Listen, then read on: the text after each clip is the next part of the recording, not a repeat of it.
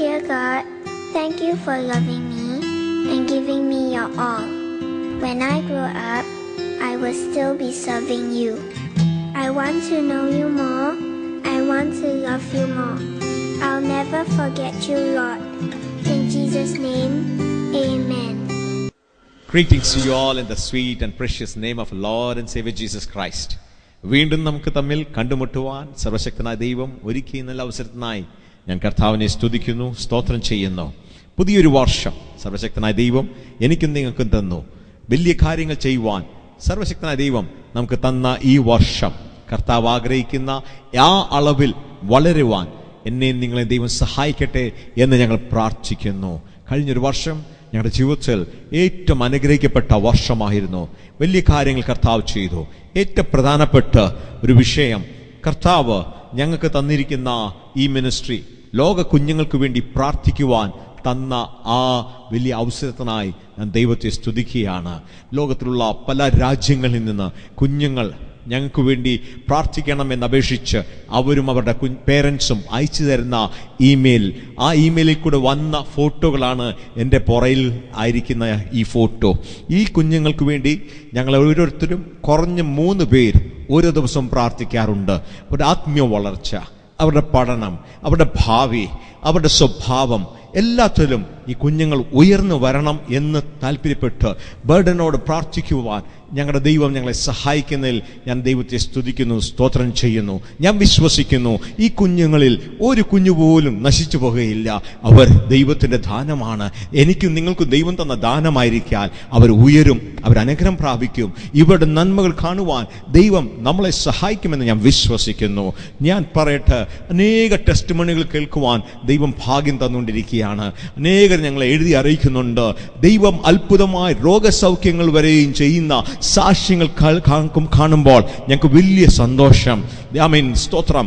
ഈ ദൈവം എൻ്റെ ദൈവം, തലമുറയായി എൻ്റെ സങ്കേതം എന്ന് പറയുവാൻ തക്കോണം നമ്മുടെ തലമുറകളെല്ലാം ഈ ദൈവം തന്നെ അവർക്കും സങ്കേതമായി മാറട്ടെ എന്ന് ഞങ്ങൾ പ്രാർത്ഥിക്കുന്നു, ആഗ്രഹിക്കുന്നു. നമുക്ക് അല്പനേരം തിരുവചനത്തിൽ ധ്യാനിക്കുവാൻ ദൈവകരങ്ങൾ ഏൽപ്പിച്ചു കൊടുത്താട്ടെ.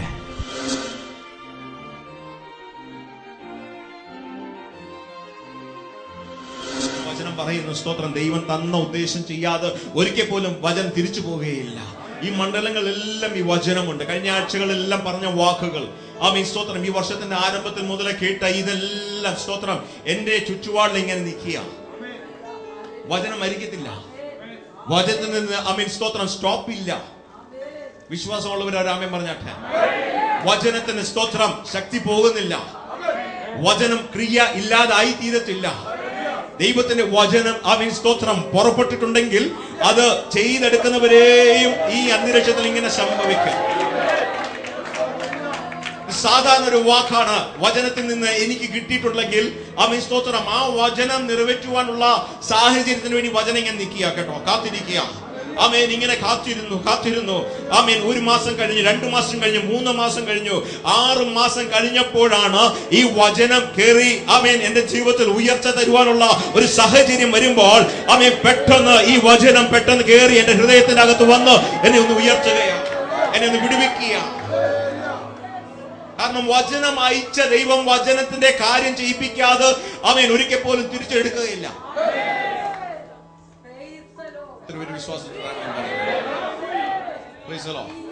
ഇന്ന് രാവിലെ നമ്മൾ പഠിക്കാൻ പോകുന്നത്, പ്രൈസ് ദി ലോർഡ്, ഇനിമേ നമ്മൾ പ്രസംഗത്തോട് കടന്നു വന്നത് ഇതെല്ലാം ബാക്ക്ഗ്രൗണ്ടാണ്. എന്റെ ബലഹീനയുടെ ശക്തി, the power of my, the strength of my weakness. എന്റെ ബലഹീനയുടെ ശക്തിയെ പറ്റിയാണ് ഇന്ന് രാവിലെ നമ്മൾ പഠിക്കാൻ പോകുന്നത്. ഉൽപ്പത്തി പുസ്തകത്തിലേക്ക് കടന്നു വരാം. സ്തോത്രം. 18-ാം അധ്യായം 17-ാം വാക്യം.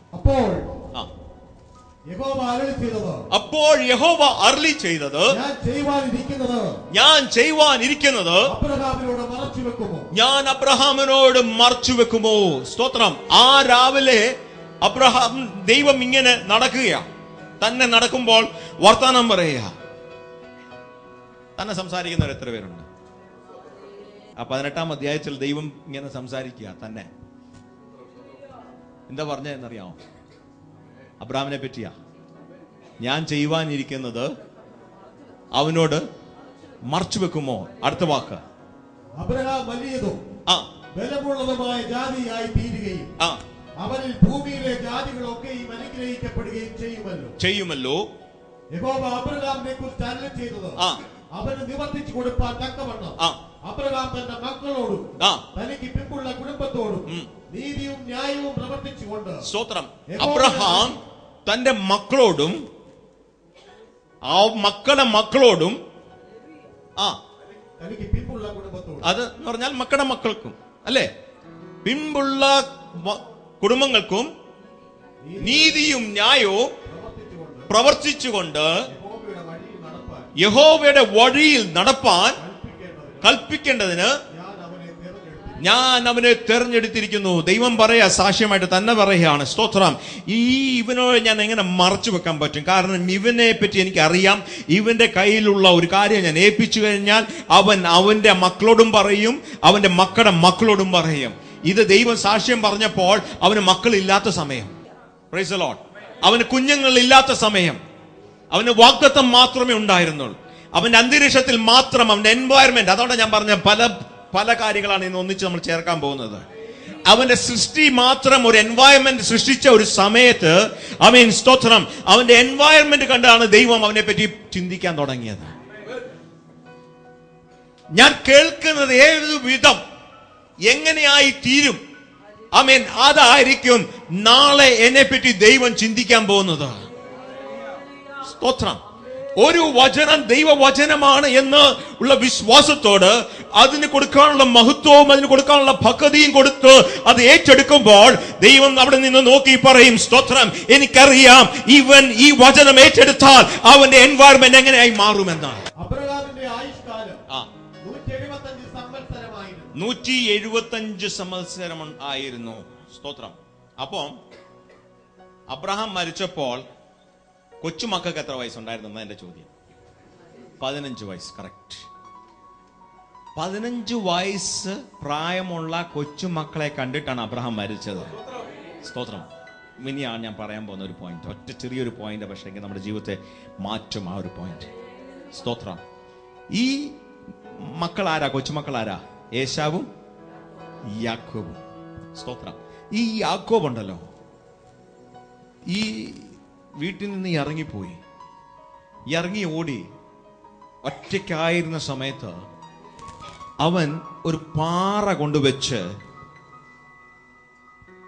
തലവണയായി വെച്ച് രാത്രി പാർത്ത ഒരു സംഭവം നമുക്ക് എല്ലാവർക്കും അറിയാം.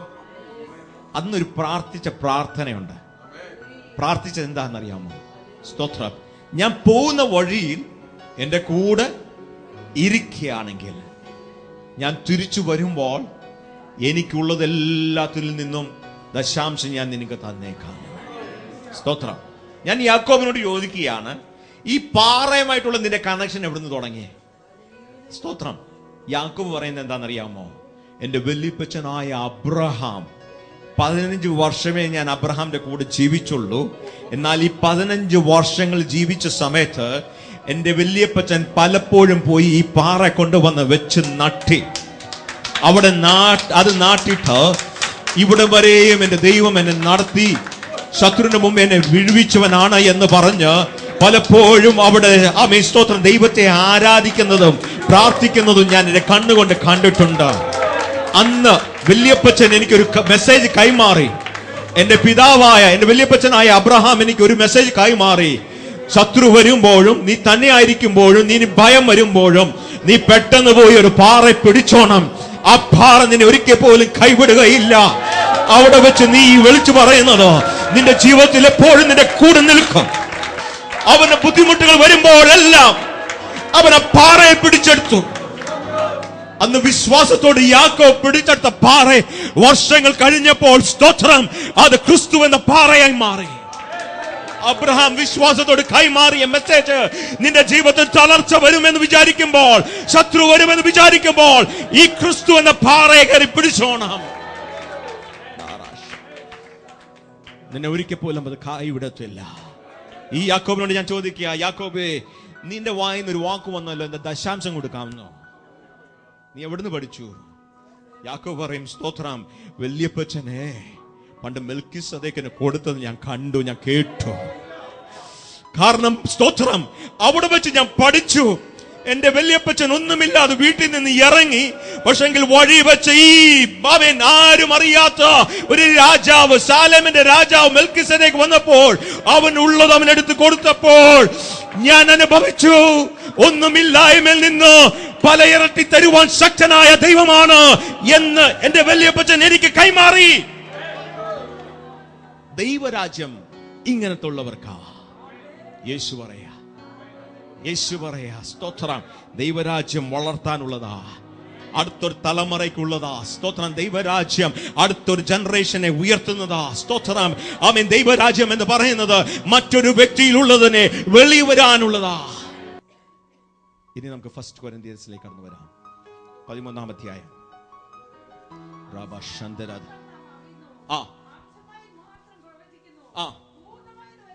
യെസ്, പൂർണ്ണമായി വരുന്നതോ അംശമായിട്ടുള്ളത് മാറിപ്പോകും. ഉൽപ്പത്തി പുസ്തകം 1-ാം അധ്യായത്തിന്റെ 1-ാം വാക്യം. ദൈവം ആകാശവും ഭൂമിയും സൃഷ്ടിച്ചു. ഭൂമി പാഴായി. ആകാശം എന്ന് പറയുന്നത് എന്താ? The visible invisible. എവിടെ പോയിന്റ് ഔട്ട് ചെയ്തിട്ട് പറയും നമുക്ക് ഇത് ആകാശമാണ്. മേളോട്ട് പോകുന്തോറും മേളോട്ട് പൊയ്ക്കൊണ്ടിരിക്കും അല്ലേ? അത് ഇൻവിസിബിളാ. പക്ഷെ കാണാം, എവിടം വരെ കാണാം. ഞാൻ അത് കുറച്ച് ഒരു 35,000 ഫീറ്റിലെ പ്ലെയിൻ പൊക്കിക്കൊണ്ടിരിക്കുമ്പോഴും കാണുന്നത് അതിന്റെ മേളിലും ആകാശം ഉണ്ടെന്നാ. താഴെ നിന്ന് നോക്കിയപ്പോൾ അത് ആകാശമായിട്ട് തോന്നി. അതുകൊണ്ട് അതിന്റെ കറക്റ്റ് ഡെഫിനേഷൻ വിസിബിൾ ഇൻവിസിബിൾ ആയിട്ടാ. സ്തോത്രം. ആദിയിൽ ദൈവം ആകാശവും ഭൂമി ഉണ്ടാക്കി. ഭൂമി എന്താ? ഭൂമി എന്ന് യൂസ് ചെയ്തിരിക്കുന്ന ഹീബ്രു വാക്ക് ഡർട്ട് അല്ലെങ്കിൽ അഴുക്ക് എന്നുള്ള വാക്കാ. ഇത് പാഴും ശൂന്യമായിരുന്നു അല്ലേ? സ്തോത്രം. അവിടെ വെച്ചാണ് ദൈവം ആദാമിനെയും ഹവ്വായെയും ഉണ്ടാക്കുന്നത്. യെശയ്യാവ് 6-ാം അധ്യായം അതിന്റെ 3-ാം വാക്യം. ഒരുത്തനോട് ഒരുത്തൻ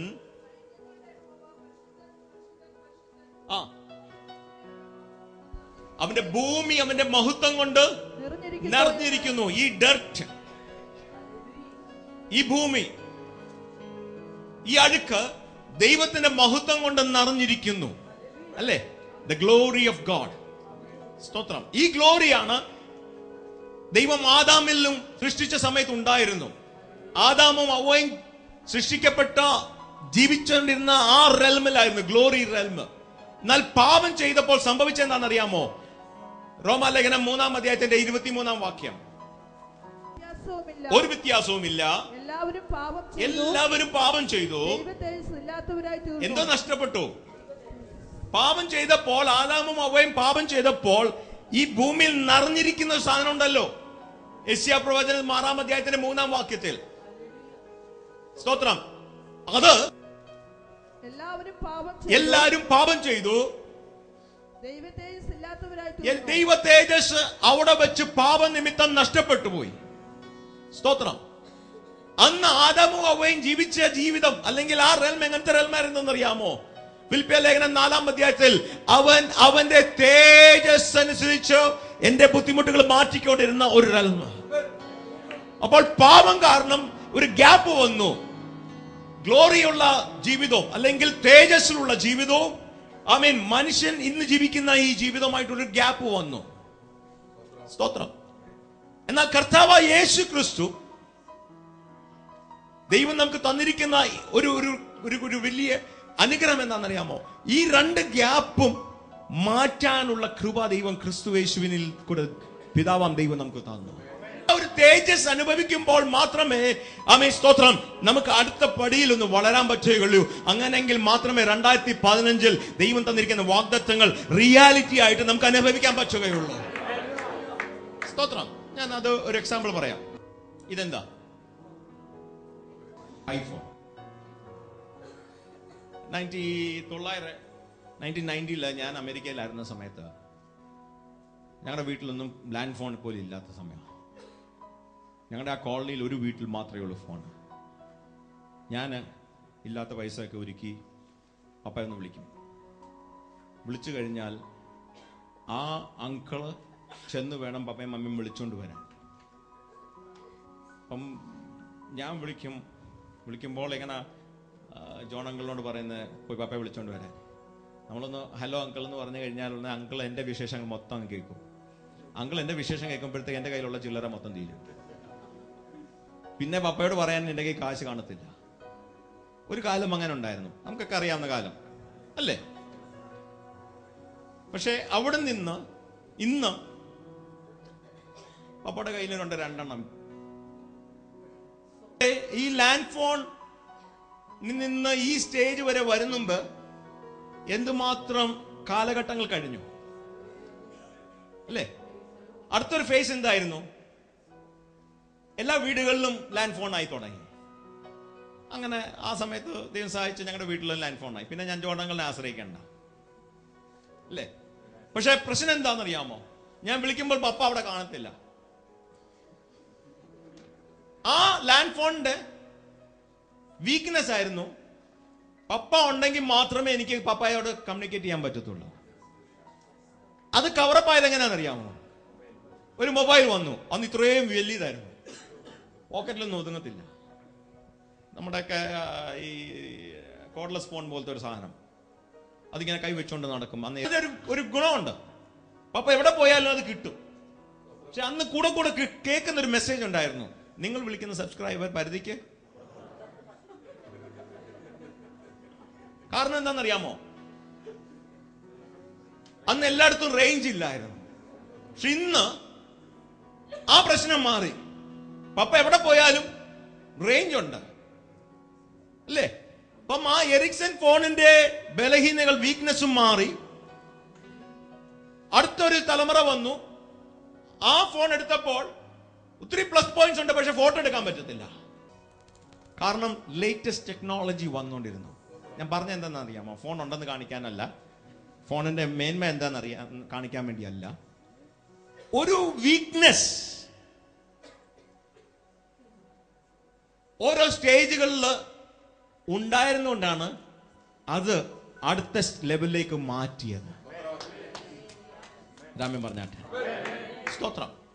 ആരംഭത്തിലെ ലാൻഡ് ഫോണിന് ഇല്ലാത്തൊരു കാലഘട്ടത്തിൽ ലാൻഡ് ഫോൺ വന്നപ്പോൾ അതൊരു വലിയൊരു കാര്യമായി മാറി അല്ലേ?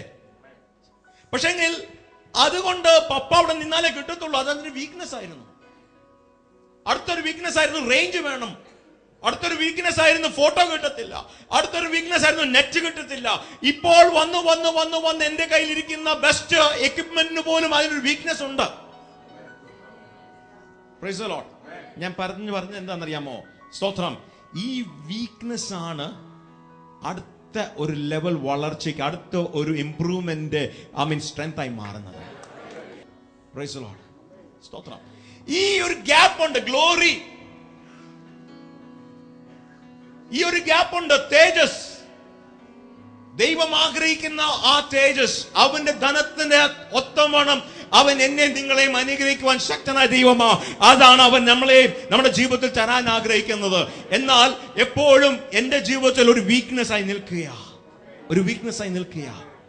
ഇനി വചനത്തിന്റെ അടിസ്ഥാനത്തിൽ ഞാനൊരു കാര്യം പറയാം. സ്തോത്രം. ഈ വീക്ക്നെസ്സിൽ കൂടാണ് ദൈവം ചിലത് പണിയാൻ ആഗ്രഹിക്കുന്നത്. ഈ വീക്ക്നെസ്സിൽ കൂടാണ് സ്തോത്രം ദൈവം അടുത്ത ഒരു ഇംപ്രൂവ്മെന്റ് കൊണ്ടുവരാൻ ആഗ്രഹിക്കുന്നത്. നിന്റെ ജീവിതത്തിൽ ഒരു വീക്ക്നെസ് വന്നിട്ടുണ്ടെങ്കിൽ ഒരു കാര്യം ഉറപ്പാ, പ്രൈസ് ദി ലോർഡ്, അത് ദൈവം തന്ന ഒരു വീക്ക്നെസ്സാ. ദൈവം ചിലത് കണ്ടോണ്ടാണ് ആ വീക്ക്നെസ് തന്നത്. ശൗലിനെ പറ്റി നോക്കുമ്പോൾ സ്തോത്രം, അവൻ അഭിഷക്തനായിരുന്നു, രാജാവായി വാഴ്ന്നുകൊണ്ടിരിക്കുമ്പോൾ തന്നെ നമ്മുടെ ജീവിതത്തിൽ വലിയ വലിയ ഗുണങ്ങൾ ഉണ്ടായിരുന്നു. പക്ഷെ അവന്റെ ഒരു പ്രോബ്ലം, അവന്റെ വീക്ക്നെസ് എന്തായിരുന്നു എന്നറിയാമോ? അവനിൽ ഒരു ഡീമൻ ഉണ്ടായിരുന്നു, ഒരു അശുദ്ധാത്മാവ് അവനിൽ വസിച്ചുകൊണ്ടിരുന്നു. അവനിലുള്ള ആ വീക്ക്നെസ് കാരണമാണ് ദാവീദ് വെളിവരാൻ പറ്റിയത്.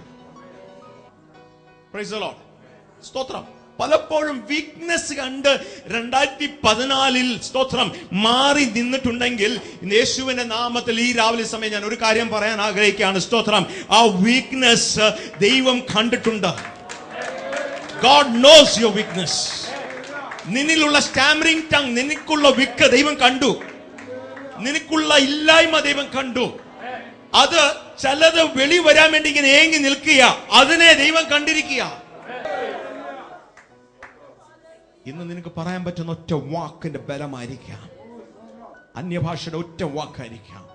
എന്നാൽ അത് വിശ്വസ്തയോട് നീ കൈകാര്യം ചെയ്യുമ്പോൾ സ്തോത്രം, അതിൽ കൂടെ ചിലരുടെ പ്രവചനങ്ങൾ, ചിലരെ പറ്റി ദൈവം ആഗ്രഹിക്കുന്ന ചില കാര്യങ്ങൾ സ്തോത്രം മറിഞ്ഞു നിൽപ്പുണ്ട്.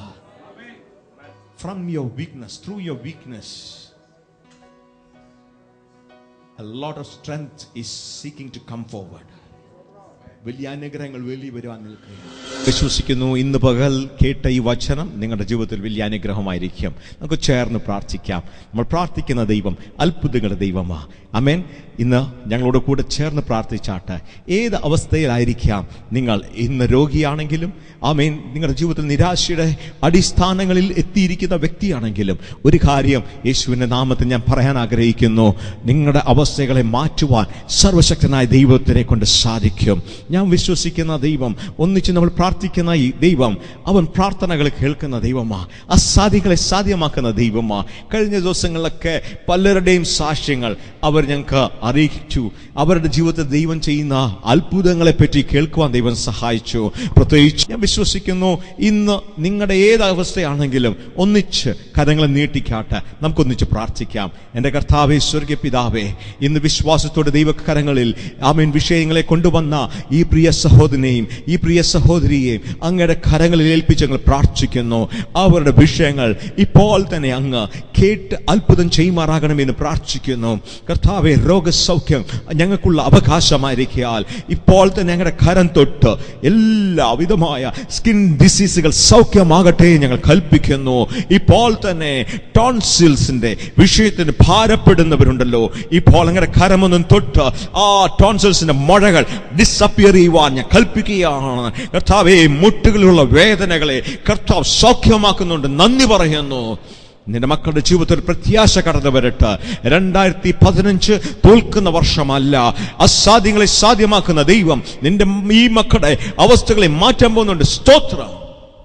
ഞങ്ങൾ അങ്ങേ സ്തുതിക്കുന്നു. എല്ലാ മഹത്വം അങ്ങേക്ക് തരുന്നു. യേശു കർത്താവിന്റെ പൊന്നാമത്തിൽ തന്നെ. ആമേൻ, ആമേൻ. ഞാൻ വിശ്വസിക്കുന്നു ഇന്ന് ദൈവം നിങ്ങളുടെ ജീവിതത്തിൽ തൊട്ടിട്ടുണ്ട്. സമാധാനവും സന്തോഷവും പ്രാപിച്ച സഹോദരങ്ങളെ, നിങ്ങൾ ഒരു വാക്ക് ഞങ്ങൾക്ക് ഇമെയിൽ അയക്കൂ. ഞങ്ങൾക്ക് ഒന്നിച്ച് ദൈവത്തെ സ്തുതിക്കുവാൻ ഇതൊരു നല്ല അവസരം. Let's glorify the name of the Lord together because our God is a gracious Lord. Praise the Lord. ദൈവനാമത്തിന് മഹത്വം ഉണ്ടായിരിക്കട്ടെ. കിഡ്സ് ക്ലബിന്റെ ഒരു പ്രയർ ടീമിലെ അംഗമാകാൻ ദൈവം തെരഞ്ഞെടുത്തതിനായിട്ട് സ്തുതിക്കുന്നു. ഞങ്ങൾ ഈ രാജ്യത്തിന്റെ വിവിധ ഭാഗത്തു നിന്നുള്ള കുഞ്ഞുങ്ങൾക്കായി ഞങ്ങളുടെ കുടുംബമായിട്ട് ഞങ്ങളുടെ ചർച്ചിലെ സമൂഹം പ്രാർത്ഥിക്കുന്നുണ്ട്. ഈവൻ ഞങ്ങളുടെ മാതാപിതാക്കളും ഞങ്ങളുടെ മക്കളും ഞങ്ങളെ അറിയുന്നവരെല്ലാവരും ഞങ്ങളൊരു കുട്ടികളെ ഇങ്ങനെ സെലക്ട് ചെയ്ത് ഷെയറായിട്ട് പ്രാർത്ഥിക്കുന്നുണ്ട്. അതിൻ്റെ ഒരു അനുഗ്രഹം ആക്ച്വലി നമ്മുടെ കുട്ടികൾ വയ്യാണ്ടിരിക്കുമ്പോഴും നമ്മുടെ കുട്ടികൾ തന്നെ മറ്റുള്ള കുട്ടികൾക്ക് വേണ്ടി പ്രാർത്ഥിക്കുവാൻ, ഞങ്ങളെ പഠിപ്പിക്കുവാനുള്ള ഒരു അവസരം ദൈവം തന്നതിനായിട്ട് സ്തുതിക്കുന്നു. അതിലൂടെ നമുക്ക് കിട്ടുന്ന മനസ്സിനൊരു സന്തോഷം, നമ്മുടെ കുട്ടികളുടെ ആ ഒരു അസ്വസ്ഥത ആ സമയം പ്രാർത്ഥിക്കുമ്പോൾ വിടുവിക്കുന്നതായിട്ട് സ്വന്തം ജീവിതത്തിലെ അനുഭവം പറയുവാൻ താല്പര്യപ്പെടുന്നു. So send your kids photos and date of birth to the following email address to us. So this will be a blessing for your child and the rest of the world. Praise the Lord.